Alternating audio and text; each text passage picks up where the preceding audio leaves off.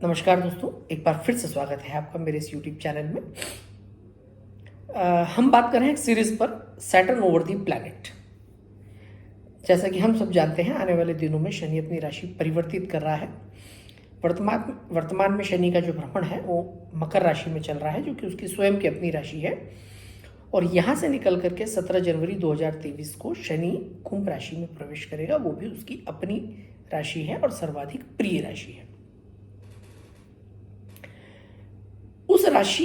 इस राशि परिवर्तन के क्या क्या इफेक्ट्स होंगे डिफरेंट लग्न और डिफरेंट राशियों पर, इस बारे में अपने सारे वीडियो बना चुके हैं और उम्मीद करता हूं आपने वो वीडियोस देखे होंगे। नहीं देखे हैं तो जरूर आप मेरे इस चैनल को सब्सक्राइब करें और इन वीडियोस को देखें।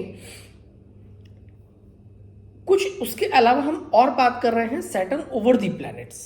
सैटर्न ओवर दी प्लैनेट्स मतलब जब शनि कुंभ राशि में जाएगा तो व्यक्तिगत कुंडलियां जो हैं, इंडिविजुअल हॉरोस्कोप्स, उनमें अगर कुंभ राशि में कोई ग्रह विराजित है और उसके ऊपर से शनि का जब भ्रमण होगा तो क्या परिस्थितियां निर्मित होंगी, इन वीडियोस में, इन सीरीज पर हम उस बारे में बात कर रहे हैं। Saturn over the sun, Saturn over the moon, Saturn over the Mars हम बात कर चुके हैं। इस वीडियो में हम बात कर रहे हैं सैटर्न ओवर दी राहु, यानी जब नटल राहु, जो कुंडली का राहु है, अगर किसी व्यक्ति की कुंडली में कुंभ राशि में राहु है और उसके ऊपर से शनि का भ्रमण हो रहा है तो उसके लिए क्या परिस्थितियां निर्मित होंगी। देखिए, जब भी किसी कुंडली के ऊपर से किसी ग्रह का भ्रमण होता है, दशाओं के अलावा हम बात कर रहे हैं, रेगुलर बेसिस पर जब चंद्रमा मूव करता है, मंगल, शुक्र, गुरु जैसे अन्य ग्रह मूव करते हैं, तो जब भी किसी ग्रह के ऊपर से ग्रह का भ्रमण होता है तो एक पर्टिकुलर योग निर्मित होता है और उसके प्रभाव या दुष्प्रभाव उस जातक को फेस करने होते हैं। वो प्रभाव बहुत छोटे भी हो सकते हैं, वो प्रभाव बड़े भी हो सकते हैं। कुछ प्रभाव दूरगामी होते हैं, कुछ प्रभाव ऐसे होते हैं जो एकदम से दिखाई नहीं देते, परंतु उसके बदलाव हमें बहुत लंबे समय बाद समझ में आते हैं कि ये बदलाव क्यों हुए। हर प्लैनेट के मूवमेंट से कोई ना कोई परिवर्तन आता ही आता है, कोई ना कोई घटना होती ही होती है।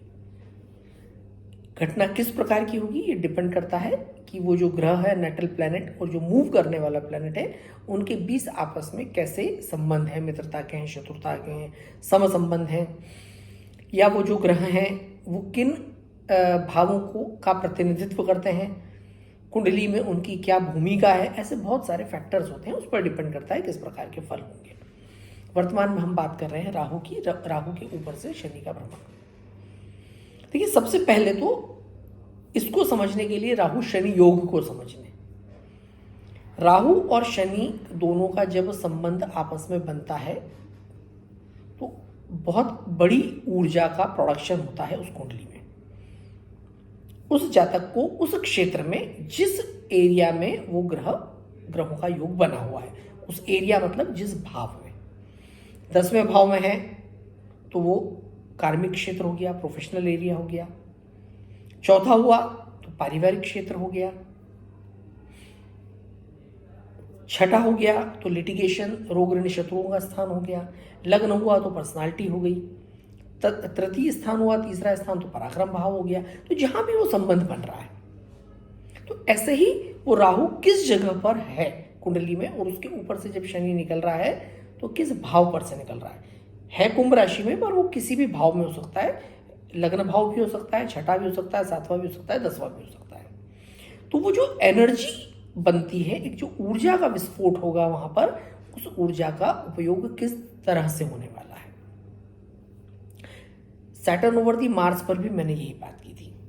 मंगल और शनि के स्वभाव में तो थोड़ा सा अंतर है, परंतु राहु और शनि दोनों ग्रह जो हैं बेसिकली दोनों ही मटेरियलिस्टिक प्लैनेट हैं।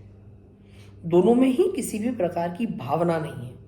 दोनों का ही उद्देश्य महत्वाकांक्षाओं की पूर्ति, कर्म करना और ऊर्जा का जो है कंजम्पशन यानी कि खर्च करना। दोनों ग्रहों का एक ही पर्पस है और दोनों का संबंध कहीं ना कहीं महत्वाकांक्षाओं की पूर्ति, कर्म करना, इनसे संबंधित है। दरअसल यहाँ ऐसा कह सकते हैं कि राहु आपको महत्वाकांक्षाएं देता है और शनि आपको कर्म करने की ऊर्जा देता है।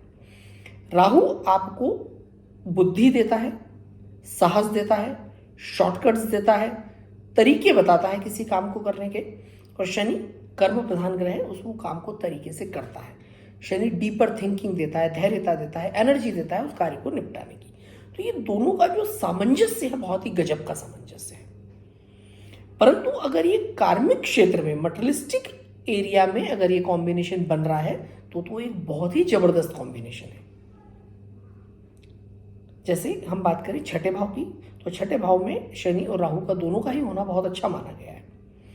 दोनों ही क्रूर ग्रह हैं और रोग, ऋण और शत्रुओं का नाश करते हैं। शत्रु को किस प्रकार से डिफीट देना, फाइट कैसे करना, शनि इसमें एक्सपर्ट है। तो धीरे धीरे उस शत्रु को समाप्त करता है कि शत्रुता को समाप्त करता है। राहु साहस देता है, एबिलिटी देता है, टेक्निक्स देता है, लॉजिक्स देता है, कुटिलता देता है कि किस प्रकार से शत्रु को समाप्त किया जाए। जब ये दोनों मिल जाते हैं तो फाइट जातक के पक्ष में, जिसकी कुंडली में कॉम्बिनेशन बन रहा है उसके पक्ष में बहुत इजी हो जाती है। तीसरे भाव में अगर ये कॉम्बिनेशन है तो पराक्रम देते हैं कि किस प्रकार से किसी कार्य को निपटाना। यात्रा करना है तो कैसे होगी, किस पर्पस से यात्रा की जा रही है तो यात्रा किस तरीके से करनी है, किसी से मुलाकात करनी है, किसी कार्य की शुरुआत करनी है, लेखन करना है, आर्ट से रिलेटेड कोई काम करना है, जो भी कार्य करना है उसमें आपको वो एबिलिटी बहुत अच्छी देते हैं दोनों मिल करके। हाँ, पर डेफिनेटली ये जो भाव अगर होगा वो भाव जैसे हम कह लें चौथा भाव हो, तो चौथे भाव में किसी भी प्रकार से शनि बहुत अच्छा फल नहीं देता, क्योंकि चौथा भाव भावनाओं का ग्रह है। चंद्रमा उसका इनडायरेक्ट लॉर्ड है, घर परिवार का भाव है, वहाँ पर ड्राइनेस नहीं चलती। और राहु और शनि दोनों ही ड्राई प्लैनेट्स हैं, इनमें भावनाएं नहीं होती। जब दोनों आकर के वहाँ कॉम्बिनेशन मिलते हैं तो चौथे भाव को कहीं ना कहीं बड़ा नुकसान पहुँचता है।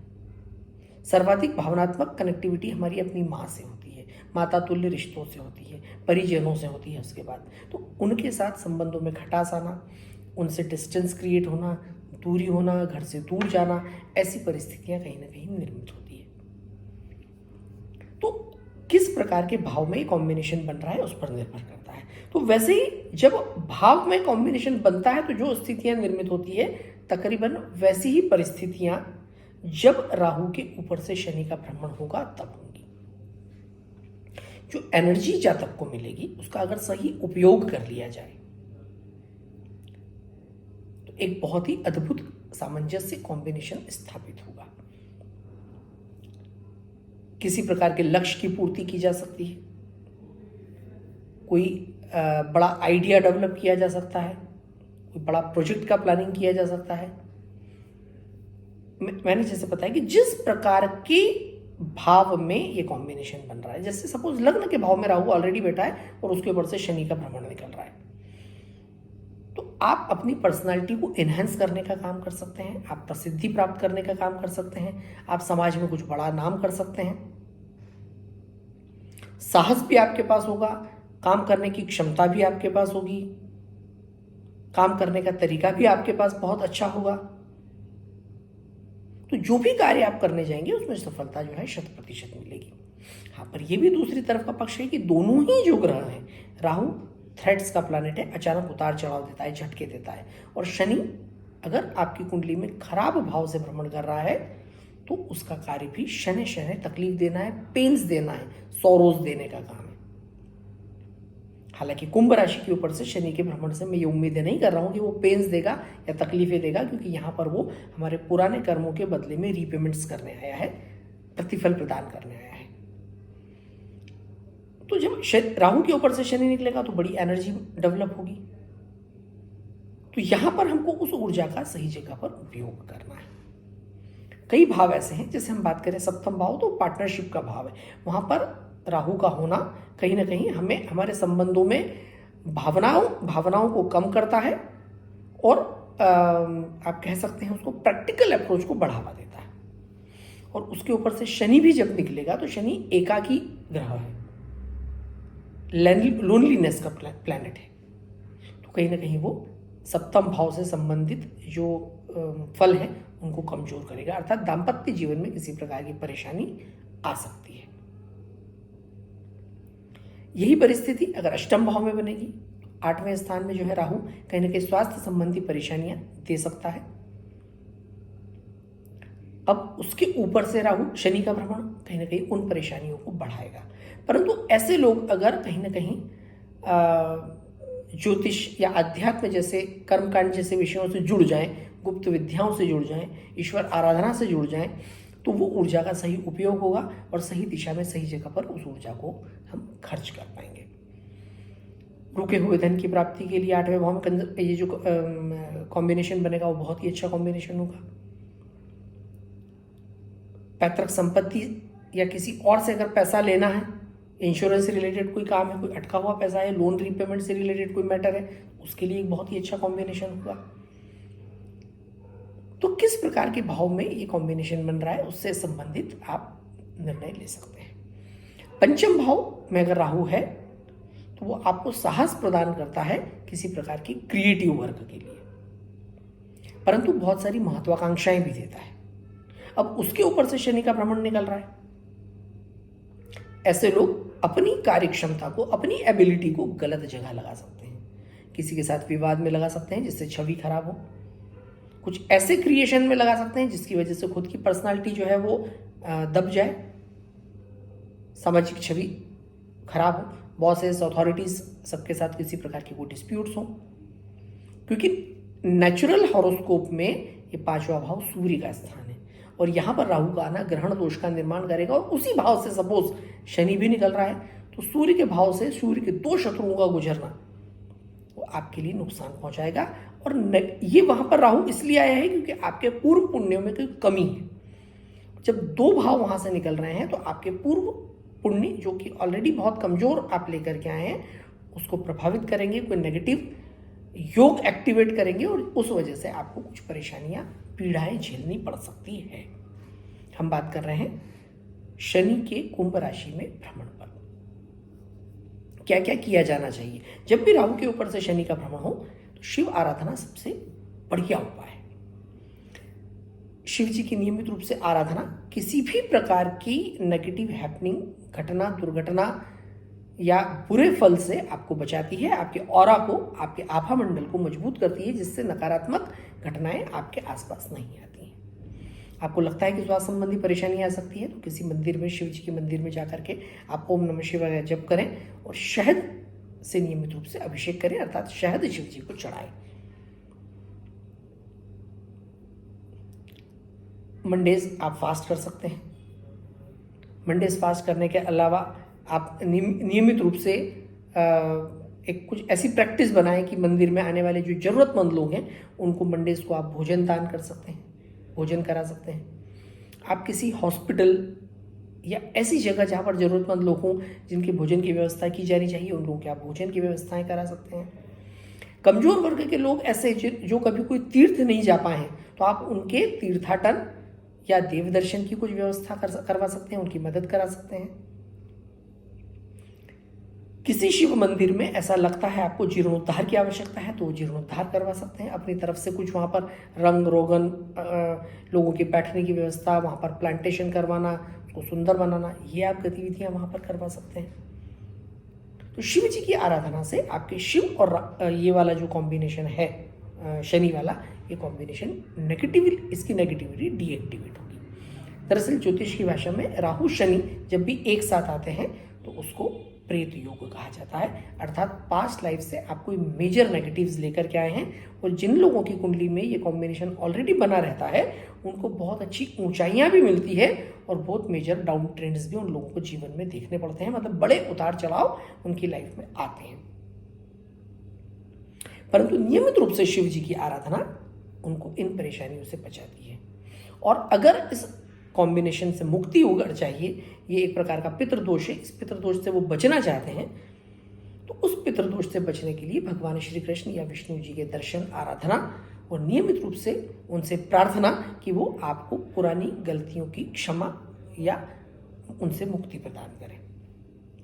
तो ये तो हम बात कर रहे थे कि कुंडली में अगर कोई ऑलरेडी ये कॉम्बिनेशन बना हुआ है। तो परंतु जब राहु के ऊपर से शनि निकल रहा है तो उस दौरान भी आप ये कर सकते हैं कि शिव जी के दर्शन के अलावा भगवान श्री कृष्ण के दर्शन करें कि इस प्रकार का कोई नकारात्मक घटनाक्रम आपके जीवन में घटित न हो। हाँ, परंतु उससे जो ऊर्जा डेवलप होगी, जो एनर्जी आपको मिलेगी, उस ऊर्जा का आप बहुत सही उपयोग अगर करेंगे तो आपको बहुत अच्छे उसके फल मिलेंगे, बहुत अच्छी कार्मिक सफलताएं मिलेंगी। अर्थात इस दौरान आप वो काम कर सकते हैं जो पिछले कई वर्षों से करना चाह रहे थे। हम बात कर रहे हैं प्रोफेशनल या मटेरियलिस्टिक अप्रोच की या एम्बिशंस की। उस दौरान आने वाले 2.5 वर्षों में आप वो काम कर सकते हैं जो बहुत लंबे समय से आप चाह रहे थे और उसके लिए कुछ अरेंजमेंट्स नहीं हो रहे थे, उतना आप साहस नहीं जुटा पा रहे थे, या उतनी कोई व्यवस्थाएं जो है आपके लिए मुहैया नहीं हो पा रही थी, तो वो आपको ये आने वाले दिनों में डेफिनेट मुहैया होगी। तो आप साहस करके उस काम को सही तरीके, सही प्लान, सही लॉजिक और सही कैलकुलेशन के साथ करेंगे तो उसमें आपको पूरे लाभ भी देखने को जो है वो मिलेंगे। बाकी बात करते हैं अगले वीडियो में अगले कॉम्बिनेशन पे। Thank you.